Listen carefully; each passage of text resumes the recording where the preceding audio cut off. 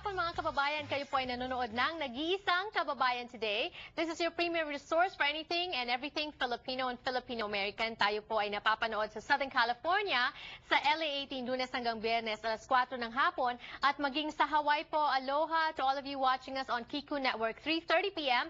Monday to Friday. But guess what? Now, you can also watch Kababayan Today anytime, anywhere through SyncBack. Madali lang po yan. I-download po ang SyncBack app sa inyong mobile device, be it your phone or your tablet, at piliin ang on-demand. Manood po ng Kababayan Today anytime and anywhere. And in fact, we're giving you a chance to win $100 in cash. Panoorin ang Kababayan Today February 7th episode sa inyong SyncBack app at bilangin kung ilang beses lalabas ang logo ng SyncBack. At ipadala ang inyong sagot sa amin kasama inyong pangalan at phone number. Contest at la18.tv. We are going to be accepting entries until February 12th. So magmadali, $100 in cash.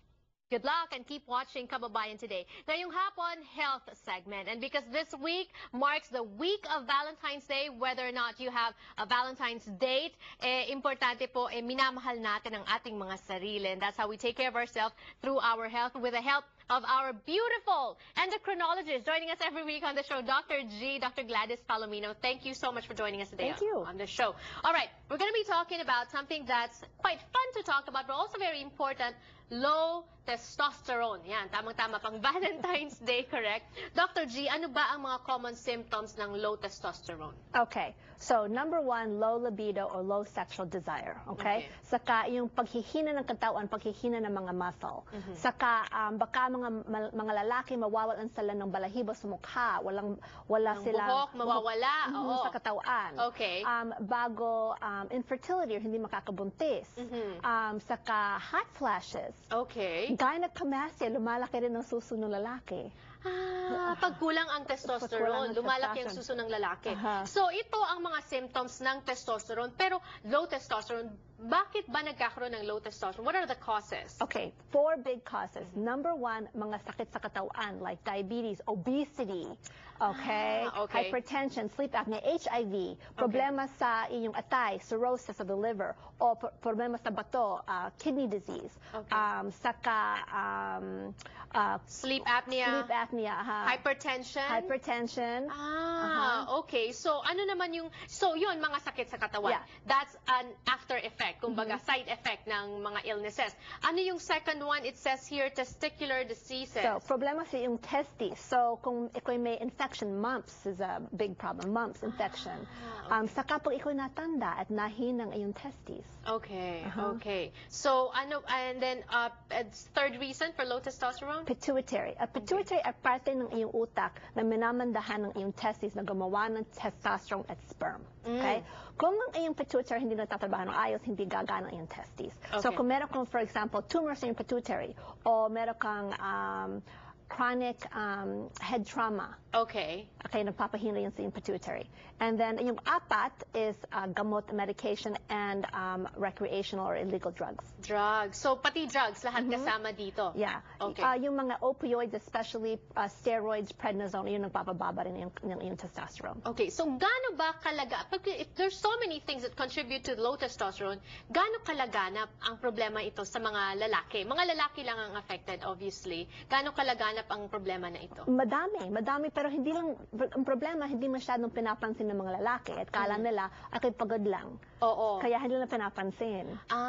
So, ang low testosterone ba kapareho ng erectile dysfunction? Or kasi pag erectile dysfunction, yun, sometimes a lot of men get bothered by that. Now they think there's a problem. Pareho lang ba yun? Hindi, magkaiba.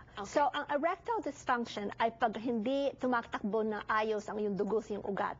So, ayan ay pag ang lalaki meron siyang desire or gusto niya for sexual intercourse, pero hindi niya kaya gawin.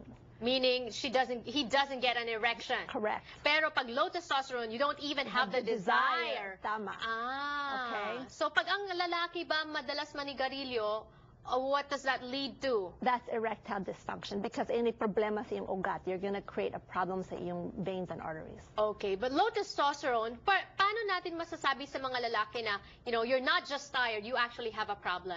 They need to get checked. They need to get checked, blood work. Okay. Meron bang treatment sa low testosterone? Oo. So, testosterone, hindi yung iniinom. Okay. Ang testosterone ay turok, pwede bigyan mo ng turok, o tapal. Okay. Tapal na testosterone, o yung merong gel na pwede mo ipahid lang sa iyong balikat. So sa balikat.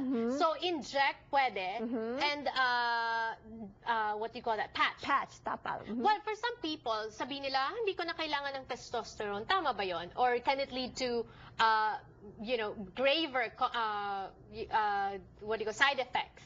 Yes. So, ang problema sa mga lalaki, kung hindi sila gumamit ng testosterone, they get osteoporosis. Okay, So, okay.